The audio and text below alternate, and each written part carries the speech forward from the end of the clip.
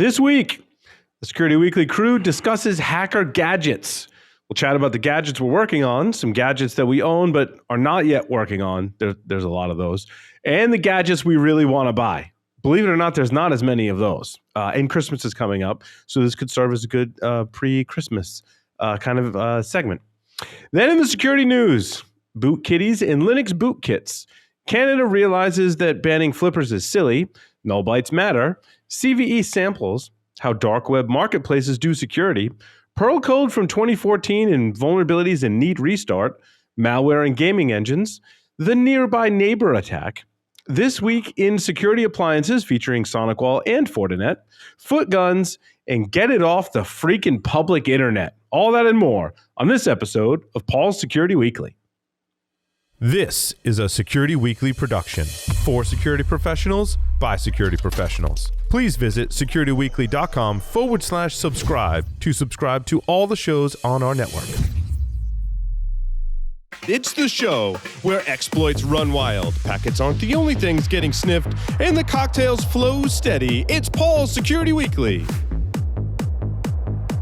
Quick question. Do your end users always, and I mean always, without exception, work on company-owned devices and IT-approved apps? I didn't think so. So my next question is, how do you keep your company's data safe when it's sitting on all those unmanaged apps and devices? 1Password has an answer to this question. Extended Access Management. 1Password Extended Access Management helps you secure every sign-in for every app on every device because it solves the problems traditional IAM and MDM can't touch. Check it out at securityweekly.com/1Password. Coming to you from Purgatory Studios in semi-high definition, compliments of Darth Vader himself, this is Paul's Security Weekly, episode number 853, being recorded on Wednesday, December 4th, 2024. I'm Paul Asadorian, joined in studio by Mr. Larry Pesce. Hey. What's up, man? Oh, man. I'm excited we're talking gadgets. Yeah. Well, I'm also excited that we're going to talk nearby neighbor attack. Oh, my God. I forgot all about that one. It's been one of those kind of weeks. You and I in 2005 over beers, I talked about that, I swear. Yeah. We go back to the tape. Go back to the tape. Save it. Save it for the news segment. Mr. Bill Swearingen is here with us. Hey, guys. Glad to be back. It's been a while since I've been on. Hope you all had a great Thanksgiving. Looking forward to Christmas break. So glad to be back. Josh Marpet, welcome, my friend. Always a pleasure. Always a pleasure. I've got some fun sort of off-the-wall gadgets today, so I hope that'll work out well. Oh yeah, no, that'll work really well. In fact, we can jump right into gadgets. Due to last-minute cancellations happen by no one's necessarily fault. Life happens. Things happen. So we need to, sometimes we need to be quick on our feet. And this week we said, you know what? We're just going to talk about gadgets because we have so many. I don't know. Gadgets might be the wrong term. It's just like what I mostly was sitting in front of me is Raspberry Pi and ESP32. Gadgets, yeah. Toys, hacker toys. Useful tools. All depends on how you want to. Where's the definition end? I mean, a gadget, is it something you hold in your hand, or is it a system of things you put together, or there's all kinds of things that are gadgets. So I think the answer is yes. Works for me. We're talking about mostly small-ish electronic devices. How about that? Okay. Does that work? Okay. That we can use for hacking stuff in things. Well, I mean, there's also let me explain. One of the things that I brought was that I just got a whole batch of USB-C docks. Okay. And not counting the one that my computer's plugged into, which is the StarTech dock, which I can do 4 monitors on an M3 Mac. Why do you need so many docks? Well, I don't need this many. I actually have 4 more. I bought a batch off a guy that does decommissioned hardware for his company, and he had a whole crap ton of them. So I sent him $120, and he sent me Lucas firmware on Reddit Home Lab sales. Awesome, dude. And he sent me a bag full of the damn things. And I picked a few out because I wanted to determine the functionality of them. Some of them have dual HDMI. Can I run that? Does it actually have the chips to do dual HDMI? This old HP dock has HDMI and what's that other standard? DisplayPort. DisplayPort, thank you. That's the one. A full-size DisplayPort Can I run both of them at the same time off this Mac? I'm curious about the docks, how well engineered they are. And I really want to find out. And just like the one guy that does every USB-C cable on the market, I wanted to find out which one is the most useful for a road warrior or stay at home or, plug your laptop at your desk or whatever for not as much money. Whereas the StarTech dock that I've got my Mac plugged into right now so I can have all these monitors was like $400. Wow. Because an M3 Mac is only supposed to have one external monitor. I had to get this special dock that's much bigger than these, by the way. It's actually about the size of a small fanless computer to be able to plug it into 4 external monitors. Yeah, see, I don't like my computer manufacturer tell me how many monitors I can have. It's not. I think that's none of your business. It's arguably about processing power and how many pixels you can see, right? Right. So you That's got the Apple thing. Yeah. gotta have enough horsepower to be able to see like 4K resolution displays. So Look, I'm in my 50s. I can't see 4K resolution displays. Okay. I can, but you have to make the text really big. Yeah, no joke, dude. That's why he needs all the monitors, is so he can split up the I can text split between the all window 4. across multiple monitors. Yeah. But it's so are those gadgets? Is that research into a specific type of gadget? Okay, maybe. But then there's the other thing that I wanted to show off, and I'll figure out how to is the camera kits that I showed you this the other day. I think Larry and Paul. We built camera kits for B-Sides Delaware, which just happened a few weeks ago, and it was great. And Spam, which by the way, Spam, you're awesome.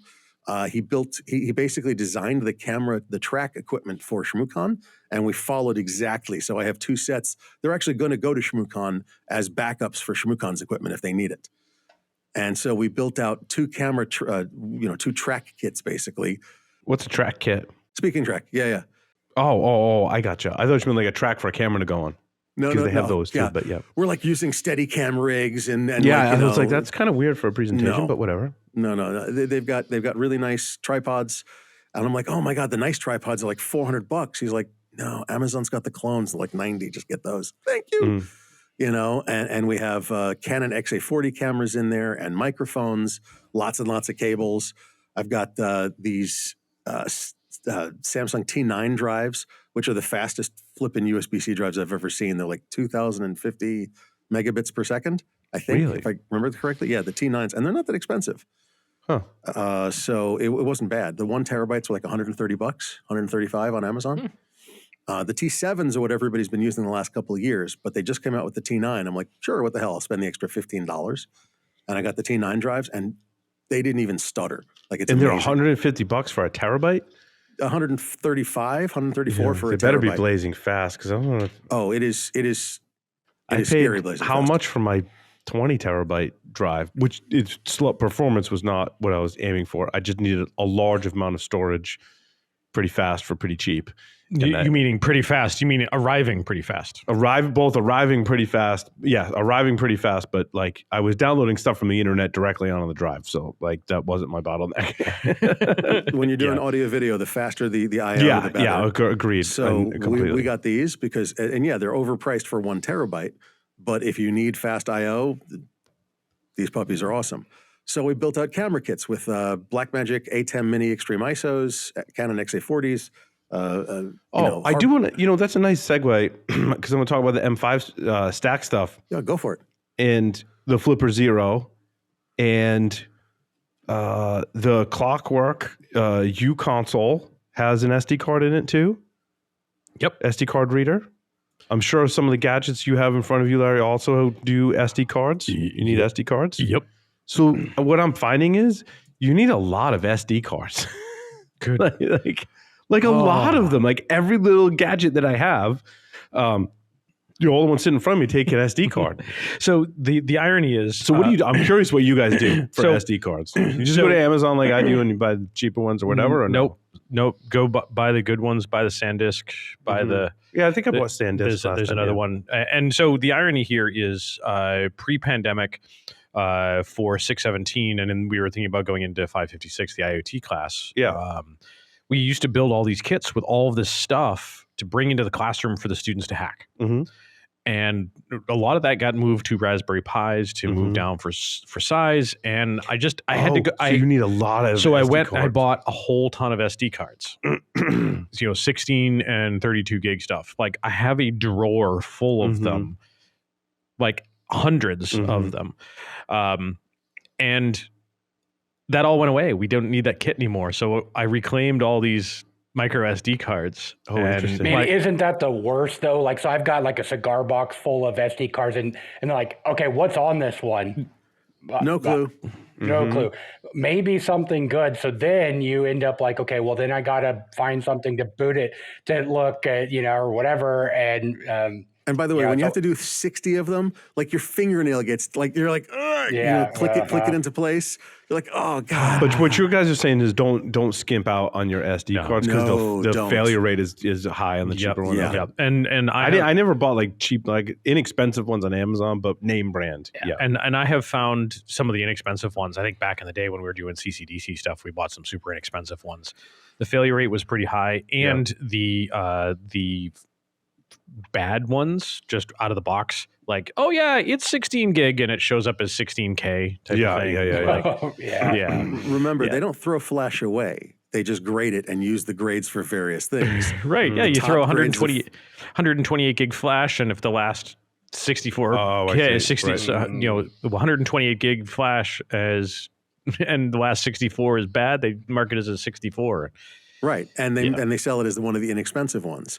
Yep. But if you have absolute pristine 128 gig, that's the SanDisk Class 10. They don't manufacture Class 10 SanDisk amazing flash. They manufacture flash, and then they separate it out to the different manufacturers and brands and prices.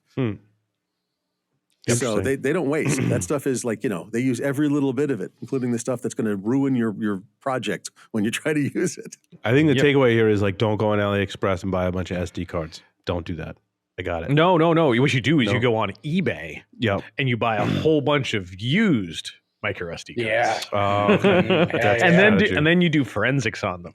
Yes. You're bored, aren't you? That's actually what I'm doing right now, Larry. It's funny that you bring that up. You and I haven't talked about that. So over probably the last maybe 5 years or so, I've been buying used hard drives, just knowing at some point, that I'm going to go and mine them for Bitcoin or whatever. And so Paul, I also went and bought a very large, a 20 terabyte drive, and just have been imaging drives over the last week. I've had some spare time, so now's the time I'm going and starting digging, right? And what I've found so far has been very shocking. I haven't found any Bitcoin yet. I'm not a Bitcoin millionaire yet. But found just people's lives on used hard drives, right? How much porn, Bill? How much porn?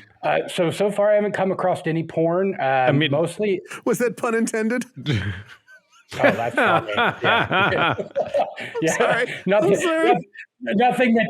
Nothing that tickled my fancy, Josh.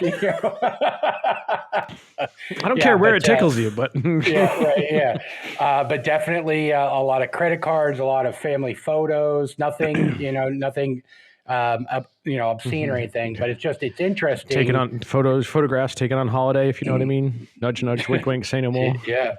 So but wink's as good as a nudge to a blind man.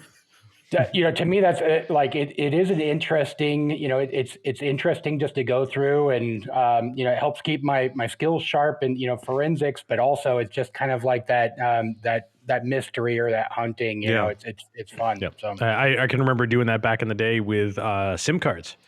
When all of your SMS messages were stored on your SIM card. I did the same thing. Yeah. So Paul, you mentioned the Clockwork. I'm not sure. I don't think I've ever seen this. We can start there online. Yeah, I have one too. I didn't bring it just because we didn't need to have two of them for the segment, right? I don't know if there's something with it takes 18650s. So this is the Clockwork U console. This version is the CM4. So there is a Raspberry Pi. You can see it booting up. Here. Yeah. Raspberry Pi 4 compute module inside. And it comes with like a little kit you got to put together. So for those who are listening, it's basically a little screen and a little keyboard. And is there like a keyboard nubbin or what? It's there any- very bizarre. Yes, Yeah, there is It's like the size of maybe like a Kindle. It looks like maybe paperback book if you're old. Yeah, there we go. Yep. Oh, look And at it's that. it's Okay. got arrow keys. directional arrows. Yeah, Yep. got it. USB-C. It's got a little scroll nubbin thing there. It has USB-As on the side? HDMI output. Yep, USB-A and USB-C. Okay. Wow. It has a HDMI. version Yeah, mini of HDMI. HDMI. Mini HDMI.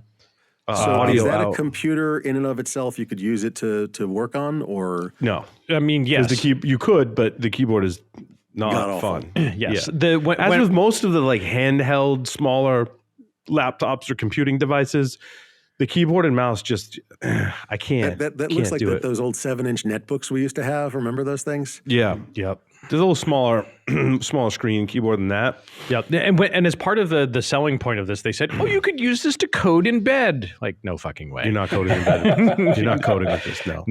No. I have a hard enough time just running like apt get install enter. Yep.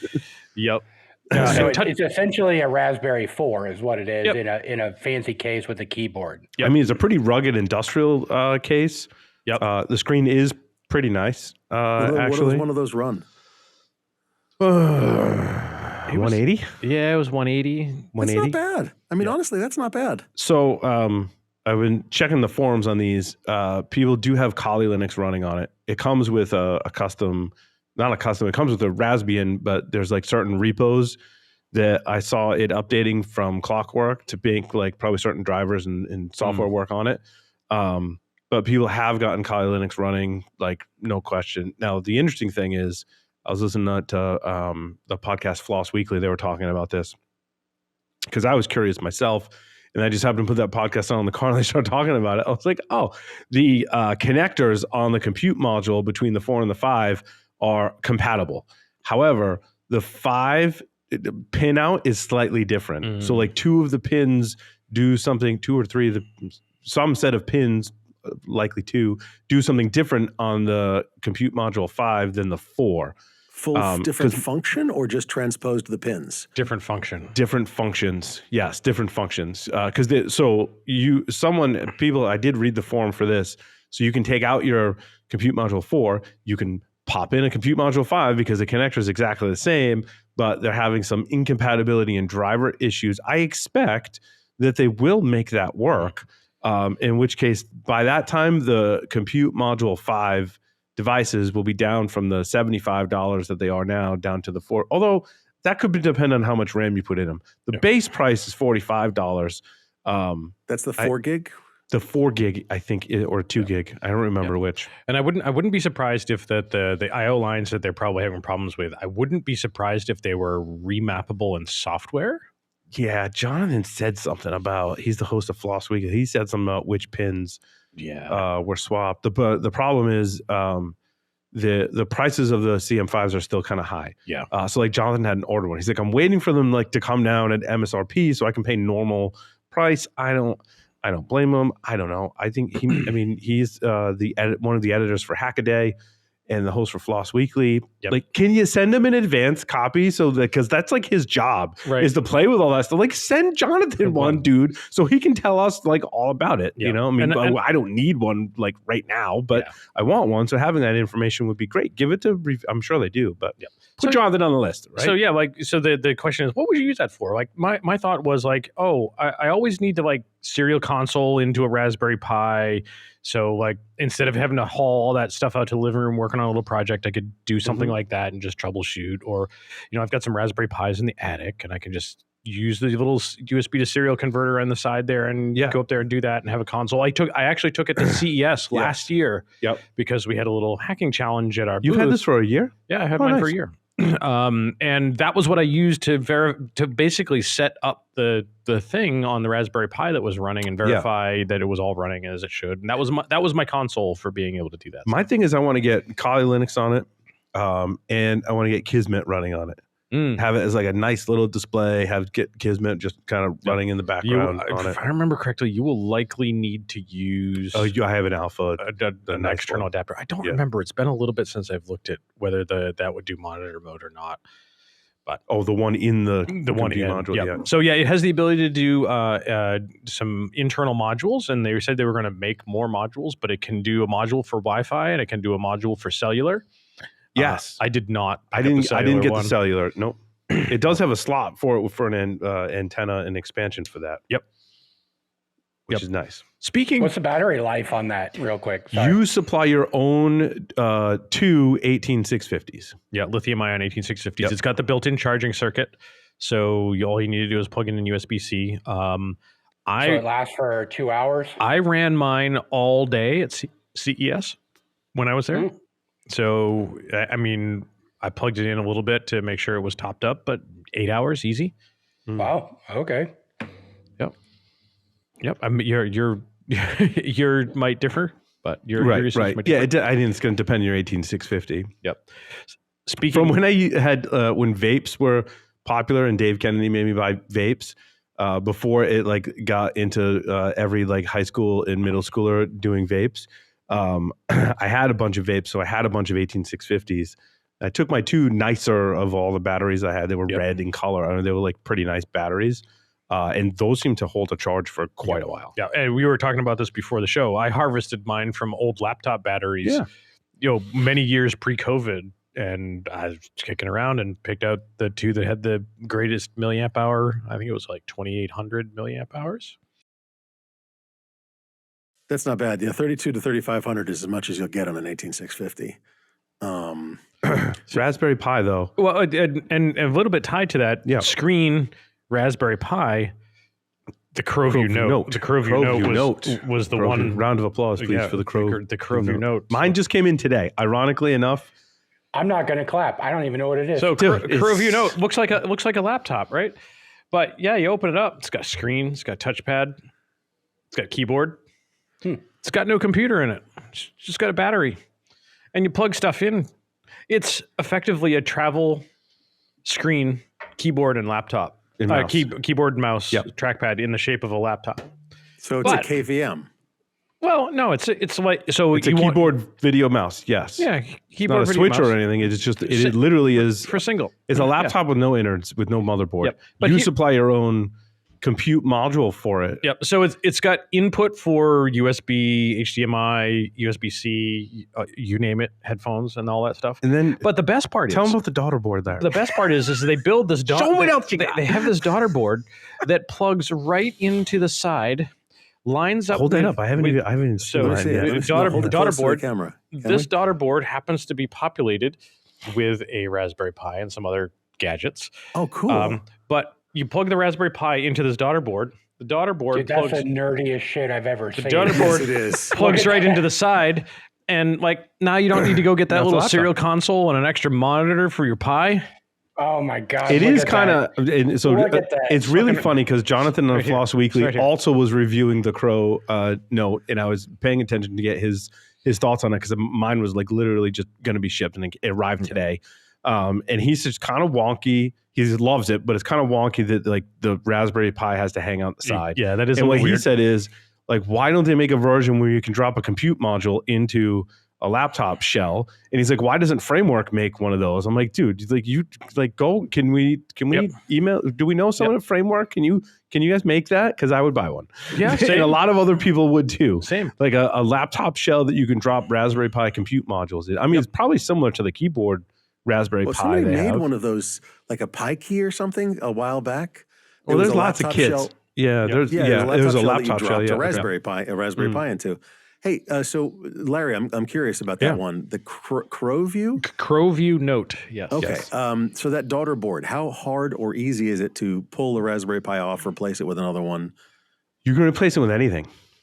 Yeah, it doesn't matter what it is. But if you've got 20 Raspberry Pis, this is a great way to go, 1, 2, 3, 4, 5, 6, 7, you mean the daughter board? Yeah. So as an example, so there's two parts. There's the first one that does basically takes the keyboard and plugs it in via USB. So there's this little daughter board that unplugs. So now all you do is you take the Pi and you swap that out, and now I plug a new Pi into this daughter board.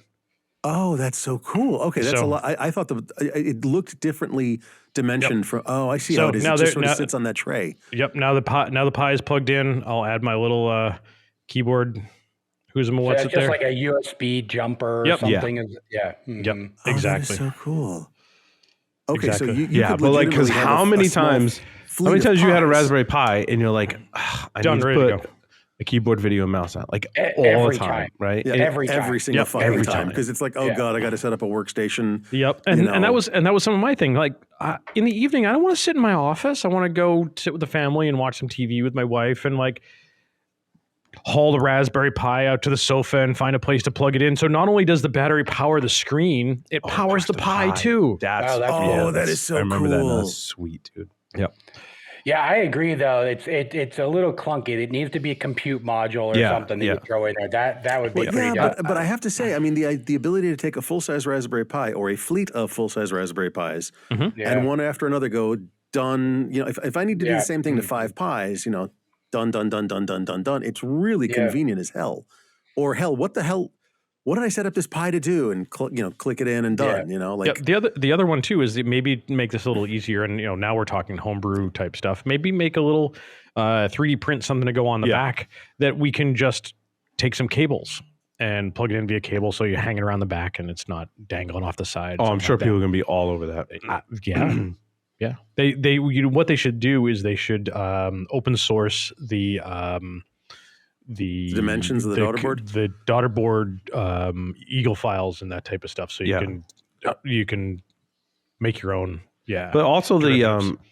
that little daughter board connector, the black piece, lifts it up off the table. Correct. So, So, it it sits stays at the flat, right So it height. stays at the right height. So you're not breaking off your okay. So question: what cable? What is plugged in to the laptop on that daughter board? Like, is it it's the USB-C and the HDMI or what?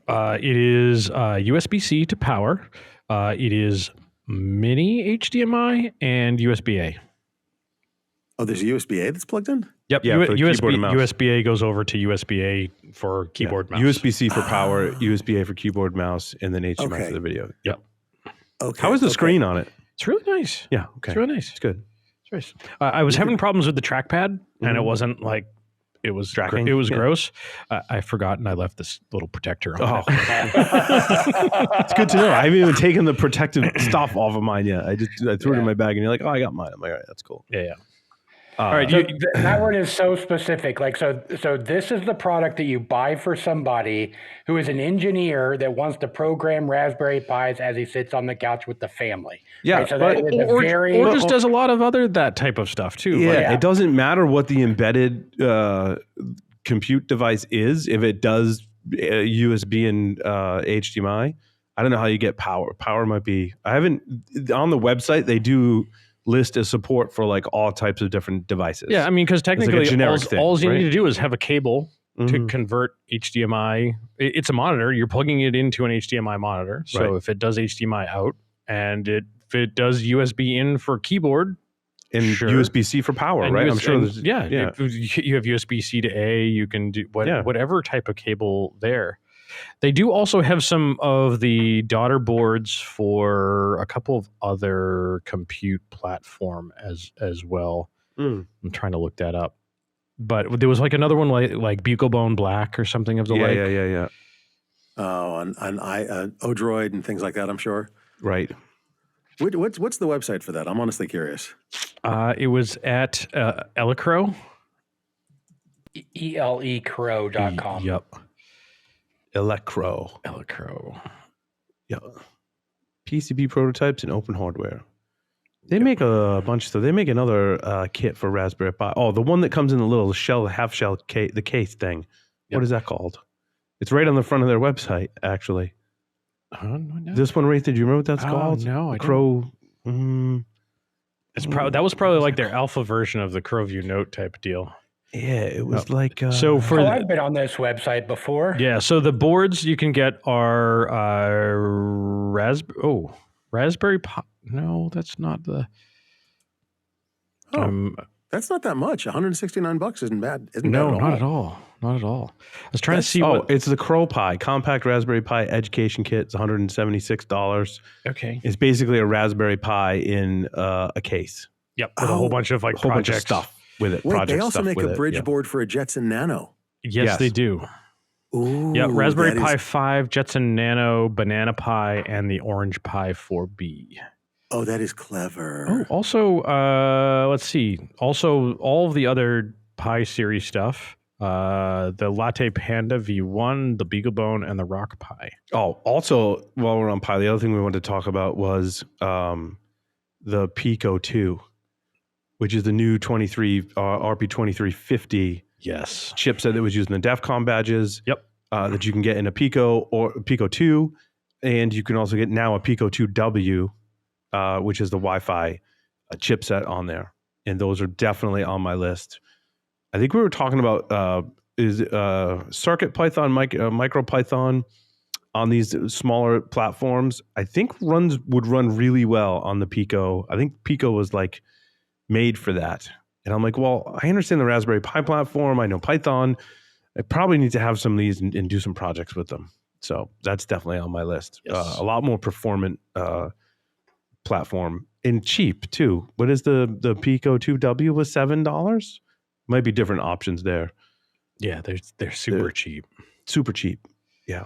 Yep. Like those are somewhere along the lines of something close to like the ESP32 Correct. style, but I would venture to guess maybe even a little bit more accessible in that you're not programming in Well, you can. C. You can do C, C++, and Python. Yep. Most of the stuff that I encounter on them is all Python. Yeah. A Okay. lot of Python.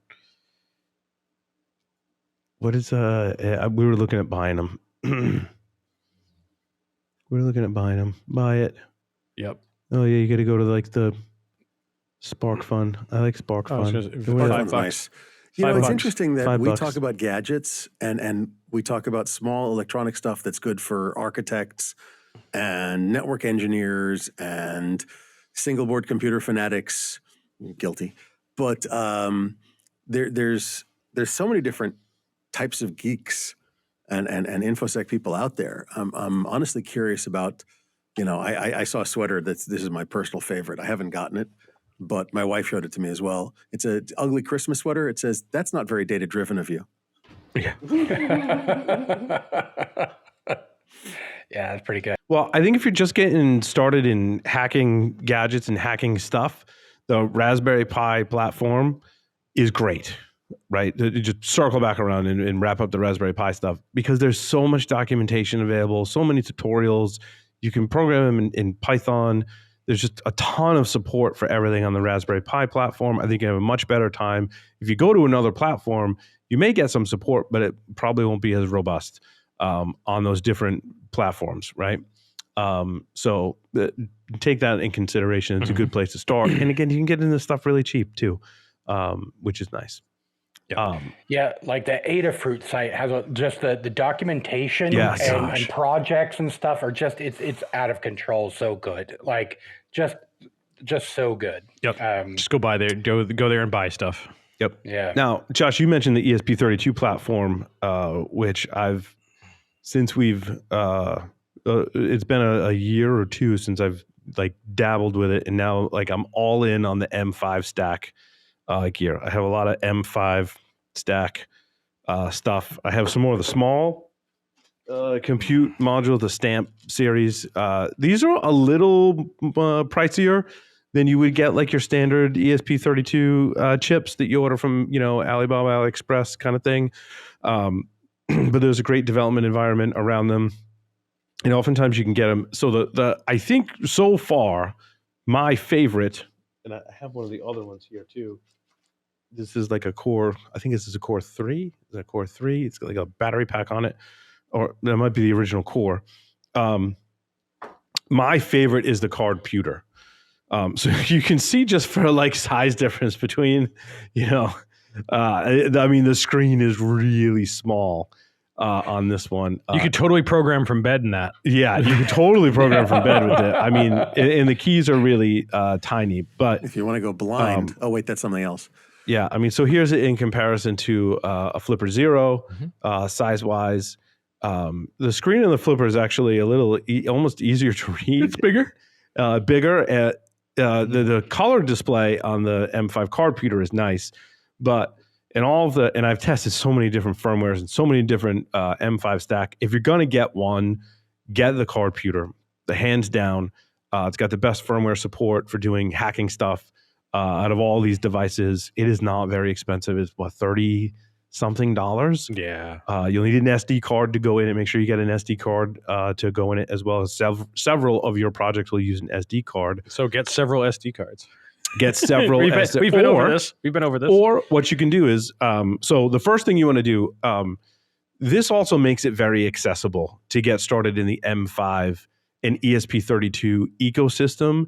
Is M5 makes available software that runs on Mac, Windows, and Linux called M5 Burner. And inside M5 Burner is a software application. It connects to their servers. And for all of the different hardware modules you have, you navigate to the one that you have. It'll show you all of the available firmware for it. You click the download button. So it's an app store for your Cardputer or other M5 stack device. You click download and then you click burn, and it shoots USB serial over to your device and puts the firmware on it. So for accessibility, you're not messing with the ESP tool. You'll get there. Like, definitely, have that on your list. There's IDEs that have expressive, IDEs, Platform IO. There's a lot of different ways to program the ESP32 platform and these smaller platforms. We'll talk about the cheap yellow display as well. But this, super accessible. So the first thing I'm going to do, get that M5 Burner utility. There's a link in the show notes to a very quick, rough guide that I put together on my website, securitypodcaster.com. The full link is in the show notes. And it's my, basically short tutorial on how to get going, specifically focusing on the M5 Cardputer. One of the things I found for the M5 Cardputer is firmware that you burn to the ESP32 chip that is called M5 Stick Launcher. And what that is, it's, ever use Ventoy? What now? Ventoy's a USB. What toy? Where? Ventoy makes basically it's a customized bootloader that lives on a USB drive and creates a partition where you can put multiple operating system images. Yes. And so M5 Stick Launcher is the same thing, but for your M5 device. In this case, the Cardputer. So what you do is you flash the M5 Stick Launcher as the firmware on here. Let's see if I can give a little demo. You can't see that screen. Yeah, I don't know if you'll be able to see the screen. But when this comes up, what is it going to do? Oh no, it's going to boot right into my. That's the wrong one. That's the one. Hold on, I need this one. I have two of these. God, Paul, why weren't you prepared for the segment? I know. So when this comes up, it'll essentially. It does it both over the air and reads from the SD card, and it can connect to Wi-Fi to then go tell it what image you want it to boot. It's too bad that I didn't push the button, but if I had pushed the button, it would have said, "Hey, where do you want to load firmware from? The SD card? Do you want to connect to Wi-Fi and load it from somewhere over Wi-Fi over a URL, or do you want to?" What was the other option? There's multiple different options. It's too bad you didn't have a document camera or a camera that could zoom in. Yeah, I was late. Or a camera that could zoom in, that does pan, tilt, and zoom with a remote. Yeah, that's right. That's right there on the table. One that's sitting in front of me. Like the remote that's on the table. So then all you do is, so what I do is I get an SD card. I drop the firmware directly on the SD card, and he makes available this awesome site. So the person who makes the firmware called M5 Stick Launcher makes a site, and I link to it in my guide. It's called Download Firmware Directly from the Web is the link that I have. So this one will allow you to download the firmware directly through your web browser. Because when you go into M5 Burner, when you click download, it puts it in some weird directory and it gives us some really long name. And then it's tough to decipher, which firmware did I download? Where did it put it? And what file do I need to rename? So this guy made a website where you could just go download all the firmware. So make sure you choose your category. So I choose Cardputer as my category on the website. And then it's all the firmware. Good Lord. I believe it's all the firmware in the M5 Burner shop. I saw a Morse code trainer. Oh my God, there's you can run Doom. Mini Winamp. You can, this is a huge sidetrack. MP3 players. Oh my God. Yeah. I was going to say, I know what I'm doing tomorrow, but tomorrow I'm working. I know. It's very distracting. God damn it. So that was awesome. I think I found that when I was at GurCon. I was like, oh, that's really cool. All right. So then you have to select which firmware that you want to put on the SD card to be able to choose to boot from. So I chose 5 or 6 of them that are my favorites. So I should start out by saying the original firmware was for the M5. Oh gosh. M5 stick. Yep. And it was Noah Axon that created firmware called Nemo. Yep. Because we're riffing off of the dolphin theme. Yep. Right. So the flipper's the dolphin. Noah created Nemo. Yep. And originally it was only for this little M5 stick, which is essentially an ESP32. Because it's orange and small. Because it's orange and small. Essentially, it is an ESP32 chip, just with a different interface, right? It's got 2 buttons and a screen, and 2 more buttons here. So it's got 4 buttons and a small screen. So these are pretty cool too. You get a watch band that goes with them. I like the computer better because it has a full keyboard. But that's where it started, I believe. I mean, I'm not a historian on this, but that's where I observed it starting. And I was like, I got to get one of those. I got one of those. I was like, that's really cool. I'm like, what else you got? I'm like, oh, you have a computer. So then the Nemo firmware is actually archived. Noah's not working on it anymore. Yep. He's like, people have forked this and taken it and put it on all the M5. So he's like, my job here is done.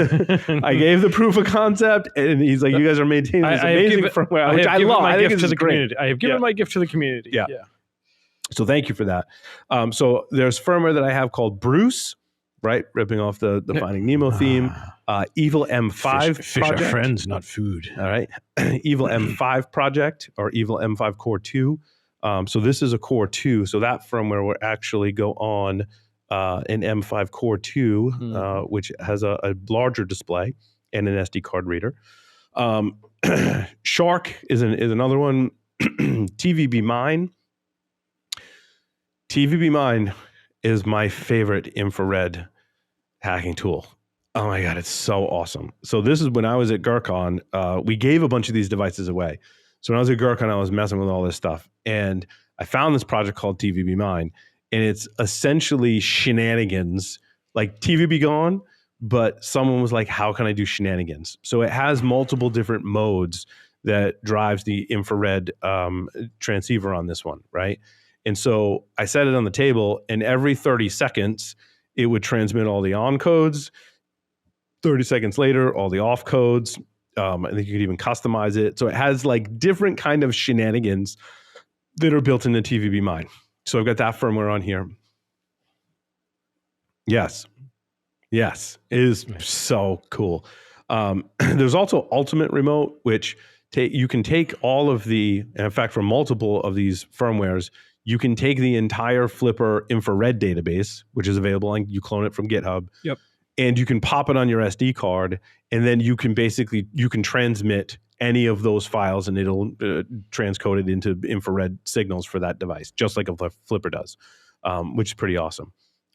So Ultimate Remote is basically like the infrared app on your Flipper, but for this device in firmware. And then there's one, because the devices also have Bluetooth, this can pair as a Bluetooth mouse and keyboard. So I paired it to my phone and I had a keyboard on my phone. I thought that was kind of neat. You could code in bed, right, on your phone through your M5 stack device if you wanted to. Nice. So that was kind of neat. So what you need to do once you get to this point, right, you're like, these are the firmwares that I want to put on here. I have some commands that basically I'm using wget to download the firmware from the internet. And save it to a file that has a meaningful name, so I know which one it is on the SD card, and just saving it to the SD card, which is awesome. So you can see those commands. Eventually, I will turn this into a script. So for the Evil M5 Core firmware, so in each one of these firmwares, not all of them, but for Bruce and Evil Core M5, they have a folder in their GitHub repository that has files that need to be there on the SD card that it can use. For the Evil Core M5, it's the only one that requires it. So make sure you do this stuff, otherwise it's not going to work. So I basically show you how to do that. Git clone the SD files for Hey, we got various- we got lots more gadgets here, Paul. Yeah, I'm almost done.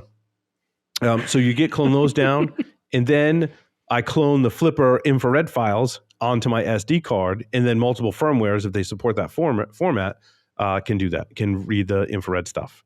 Cool. So, yeah, that's. I know what I'm doing. Oh, never mind. Right. Yeah. I know So what I'm doing after speaking- Christmas, right?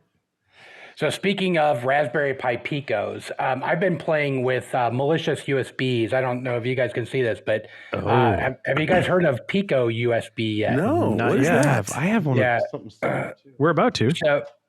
So PicoUSB is a Raspberry Pi Pico RP24 2040.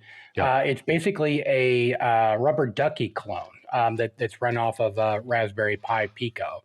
And so what I really like about this is, so I'm kind of into malicious USBs right now, most around like analyzing it. We kind of talked about it earlier with the forensic stuff, but so it works real similar to a rubber ducky when inserted into a computer. What I really like about it is because they have the USB connectors on both sides. It doesn't. You don't have to do the USB. I need to turn it over. No. I like that. It just The goes quantum in. USB, where you put it Right, in one yeah. way, you put it in the That's other right. way, and then you put it back because Yeah. Yep. Mhm. But it can be a keyboard, it can be a mouse, it could be audio controls. It has a limited DuckyScript type language, but Oh, so it's not Ducky script it's not DuckyScript because the M5s will do bad USB with Ducky scripts. By the way, with DuckyScript. with Ducky scripts, yeah. So any Ducky script, there's bad USB capability in all these M5s. these Oh, Pico we should- USBs are $9.99 if you buy one of them, and $6.99 if you buy two of them. I know. So that's I bought two of them. friggin' Right? cheap. Yeah, that's a good disposable one. Yeah, Yeah. absolutely. But Can you they hear Larry's wallet draining? right. Yes. They certainly do look a bit suspicious. If you were sticking something like this into somebody's computer, I assume that they would think that would be somewhat malicious. But maybe somebody will make a nice case for it or something. But I really like this thing. It's pretty neat. Nice. That's awesome. Speaking of another one, Bill, that I know you like is the other gadget that I've got here, the cheap yellow display. Yeah, Yep. I love the. Wait, everyone's got to hold up their cheap. Josh, Yeah. where's yours? I don't have it here. Oh, okay. Yeah. You do have one I though, yeah. ordered Because one these are after we cheap. talked the other day. How much are these going for? It varies, right? They're like $10. Yeah, $10. For like a little gadget with a screen, and an SD card reader. ESP32 screen, a touch sensitive screen, and so forth. And Bill, we won't spill the beans too much more, but we've got a project for a talk we submitted to ShmooCon using. And it better using get these. picked. Yeah, And it better get It better picked. get picked. better Yeah. It's get $20. Yeah. No, they're not that No. much. From Amazon, Probably they're $20. Amazon. From AliExpress, they're $1.54. Yeah. for your first order at AliExpress. They're more expensive if it's not your first order.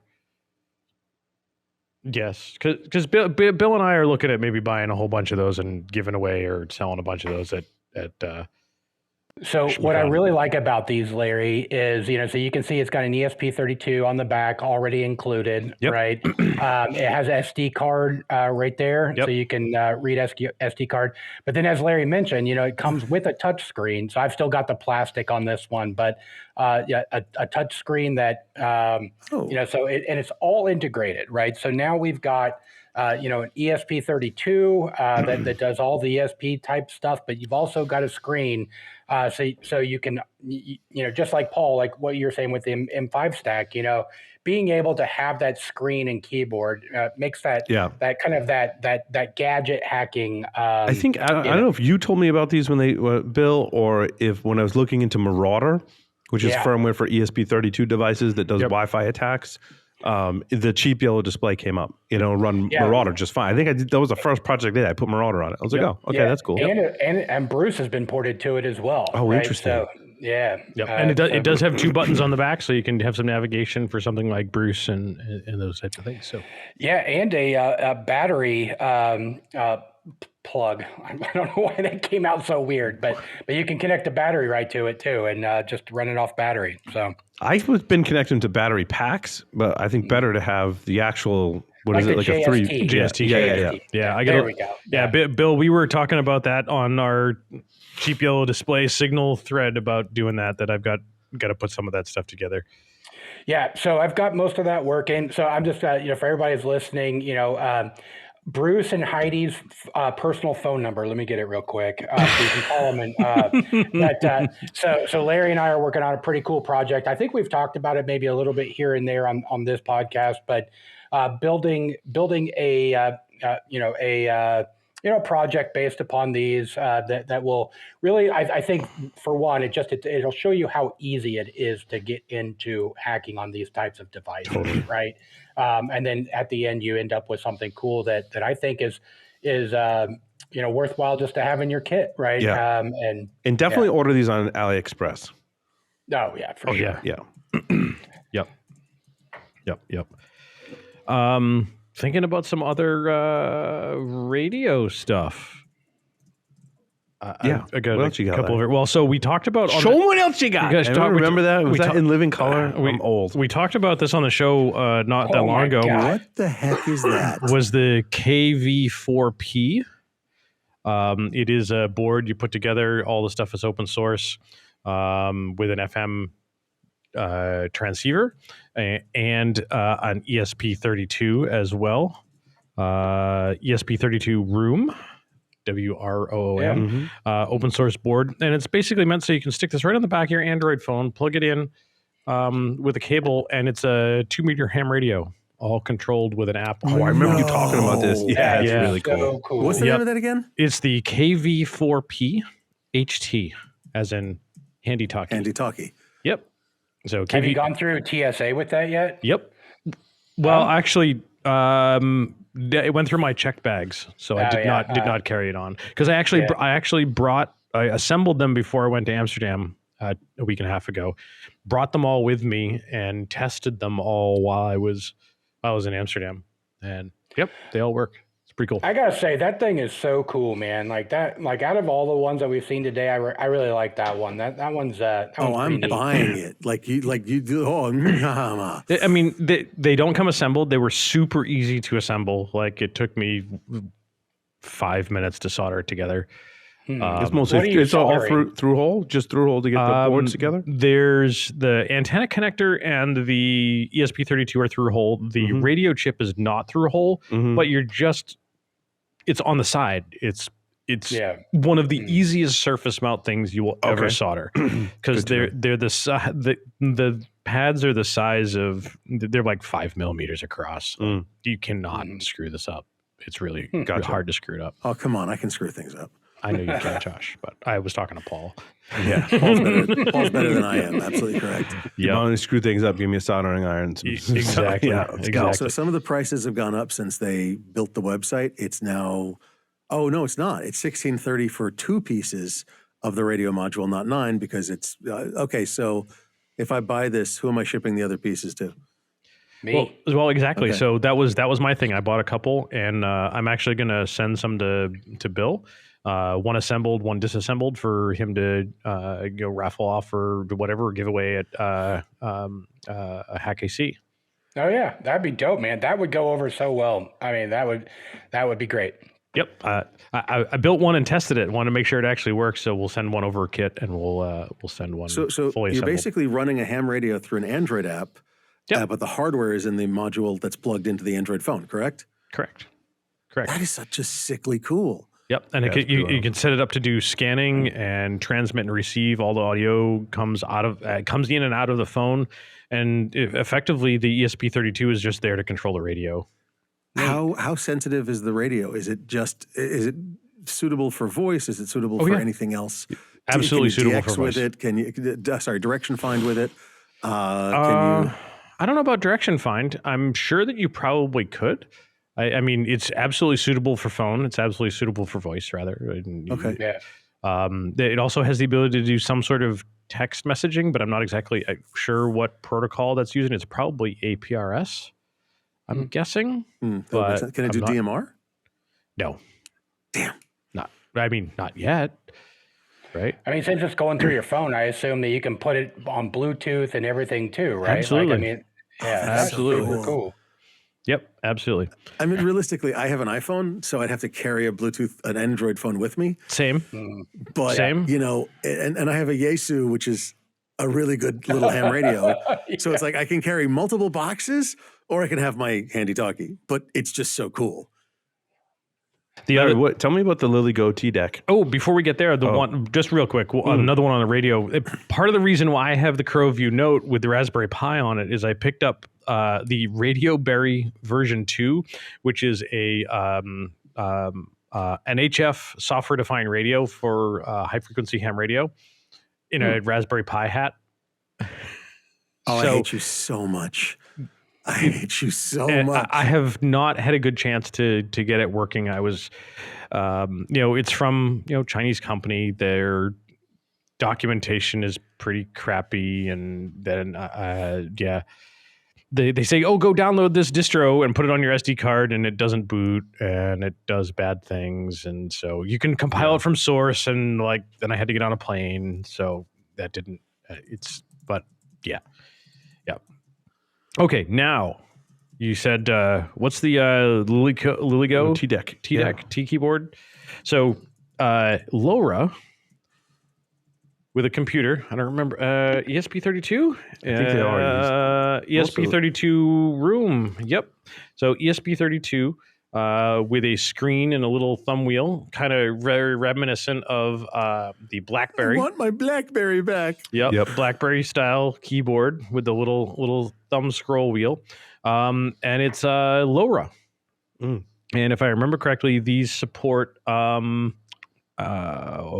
is it? Meshtastic. Mm-hmm. Yes. So you can do Meshtastic text messaging and all that type of stuff, and also similar the Heltec LoRa 32 modules with little screen and that type of stuff. So you can do also very similar types of thing there.